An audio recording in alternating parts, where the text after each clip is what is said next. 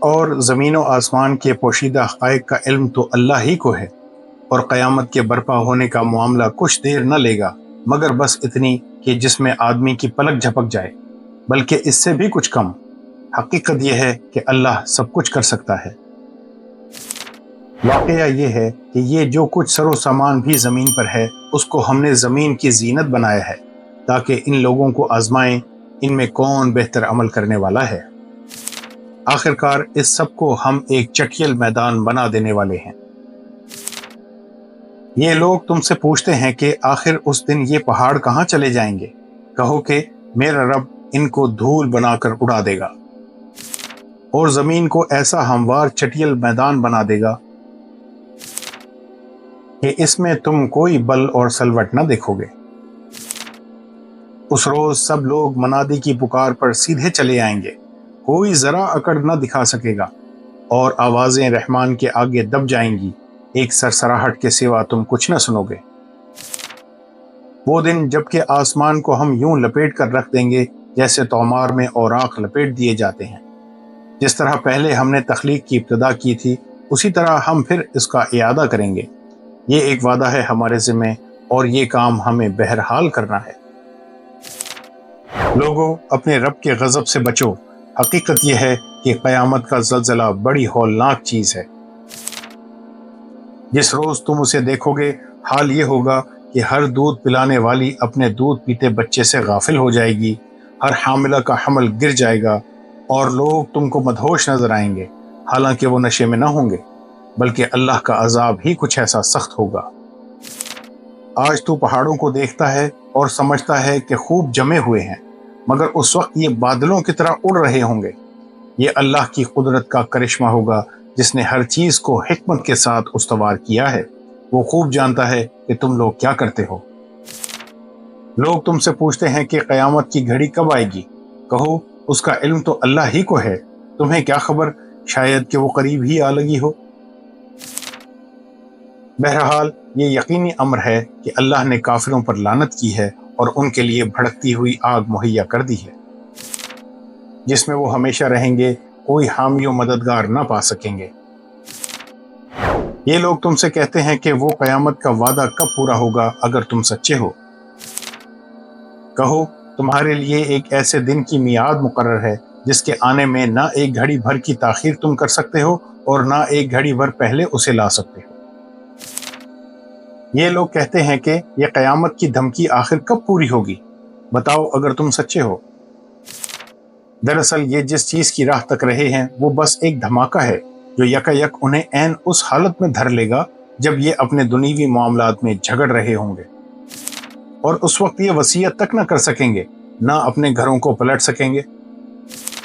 یقیناً قیامت کی گھڑی آنے والی ہے، اس کے آنے میں کوئی شک نہیں، مگر اکثر لوگ نہیں مانتے۔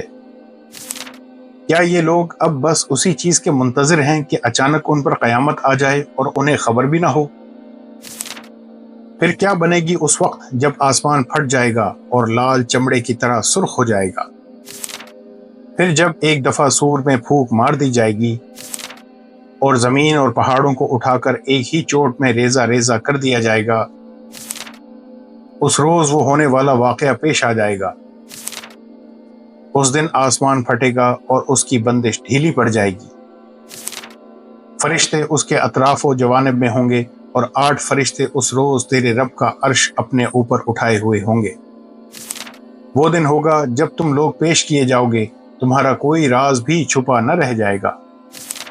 جس چیز کا تم سے وعدہ کیا جا رہا ہے وہ ضرور واقع ہونے والی ہے۔ پھر جب ستارے ماند پڑ جائیں گے اور آسمان پھاڑ دیا جائے گا اور پہاڑ دھنک ڈالے جائیں گے اور رسولوں کی حاضری کا وقت آ پہنچے گا، اس روز وہ چیز واقع ہو جائے گی۔ کس روز کے لیے یہ کام اٹھا رکھا گیا ہے؟ فیصلے کے روز کے لیے۔ اور تمہیں کیا خبر کہ وہ فیصلے کا دن کیا ہے؟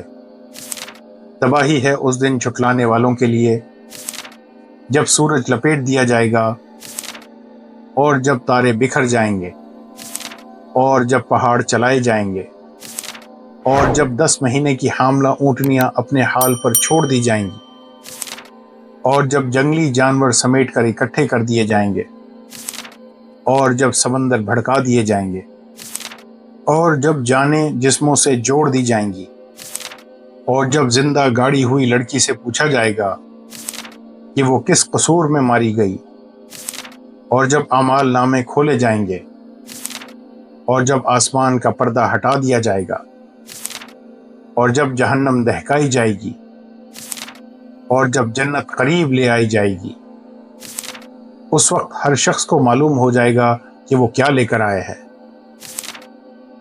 جب آسمان پھٹ جائے گا، اور جب تارے بکھر جائیں گے، اور جب سمندر پھاڑ دیے جائیں گے، اور جب قبریں کھول دی جائیں گی، اس وقت ہر شخص کو اس کا اگلا پچھلا سب کیا دھرا معلوم ہو جائے گا۔ جب آسمان پھٹ جائے گا اور اپنے رب کے فرمان کی تعمیل کرے گا، اور اس کے لیے حق یہی ہے کہ اپنے رب کا حکم مانے، اور جب زمین پھیلا دی جائے گی، اور جو کچھ اس کے اندر ہے اسے باہر پھینک کر خالی ہو جائے گی، اور اپنے رب کے حکم کی تعمیل کرے گی، اور اس کے لیے حق یہی ہے کہ اس کی تعمیل کرے۔ اے انسان، تو کشاں کشاں اپنے رب کی طرف چلا جا رہا ہے اور اس سے ملنے والا ہے۔ پھر جس کا نامہ اعمال اس کے سیدھے ہاتھ میں دیا گیا، اس سے ہلکا حساب لیا جائے گا، اور وہ اپنے لوگوں کی طرف خوش خوش پلٹے گا۔